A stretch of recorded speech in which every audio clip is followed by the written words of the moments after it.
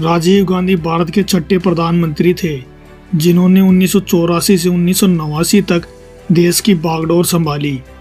वे भारत के सबसे युवा प्रधानमंत्री थे और अपने कार्यकाल में उन्होंने देश को आधुनिकता की ओर अग्रसर करने का प्रयास किया। राजीव गांधी का जन्म 20 अगस्त 1944 को मुंबई में हुआ था। वे भारत की प्रथम महिला प्रधानमंत्री इंदिरा गांधी और फिरोज गांधी के बड़े पुत्र थे। उनकी प्रारंभिक शिक्षा देहरादून के दोन स्कूल से हुई। इसके बाद वे उच्च शिक्षा के लिए लंदन के इंपीरियल कॉलेज और कैम्ब्रिज विश्वविद्यालय गए, जहां उन्होंने इंजीनियरिंग की पढ़ाई की। हालांकि उन्होंने इसे पूरा नहीं किया। राजीव गांधी की शादी 1968 में सोनिया गांधी से हुई, जो इटली मूल की थी। इस दंपति के दो बच्चे हुए, राहुल गांधी और प्रियंका गांधी। राजीव गांधी का राजनीति में प्रवेश अनायास ही हुआ। वे पेशे से एक पायलट थे। उनका राजनीति में प्रवेश तब हुआ जब उनके छोटे भाई संजय गांधी की 1980 में एक विमान दुर्घटना में मृत्यु हो गई।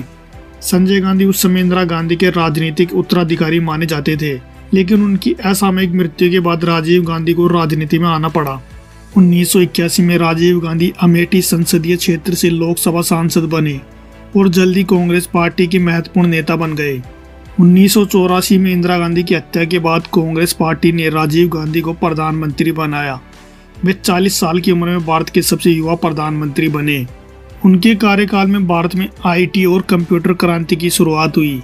नई शिक्षा नीति 1986 में इस नीति के तहत भारत में शिक्षा प्रणाली को सुधारने के कदम उठाए गए। उन्होंने पंचायती राज व्यवस्था की स्थानीय शासन प्रणाली को मजबूत किया, जिससे ग्रामीण विकास को गति मिली। उन्होंने श्रीलंका की तमिल समस्या के समाधान के लिए भारत श्रीलंका समझौता 1987 किया, जो और भारतीय शांति सेना भी भेजी। उनके कार्यकाल के दौरान बोफोर्स घोटाले का आरोप लगा, जिसने उनकी छवि को धूमिल किया और 1989 के चुनाव में कांग्रेस पार्टी हार गई। 21 मई 1991 को तमिलनाडु के श्री पेरबंदूर में लिट्टे आतंकियों ने राजीव गांधी की हत्या कर दी। वे एक चुनावी रैली को संबोधित करने गए थे, जहां आत्मघाती हमले में उनकी मृत्यु हो गई। राजीव गांधी को भारत में तकनीकी क्रांति का जनक माना जाता है। उनके नाम पर कई संस्थान और योजनाएं चलाई जाती है, जैसे राजीव गांधी सूचना प्रौद्योगिकी मिशन, राजीव गांधी राष्ट्रीय विमानन विश्वविद्यालय आदि। राजीव गांधी की विरासत भारत में आज भी जीवित है और उन्हें एक दूरदर्शी नेता के रूप में याद किया जाता है। तो उम्मीद है दोस्तों ये जानकारी आपको पसंद आई होगी। अगर पसंद आए तो इस वीडियो को लाइक कर दें और हमारे चैनल को सब्सक्राइब कर दें।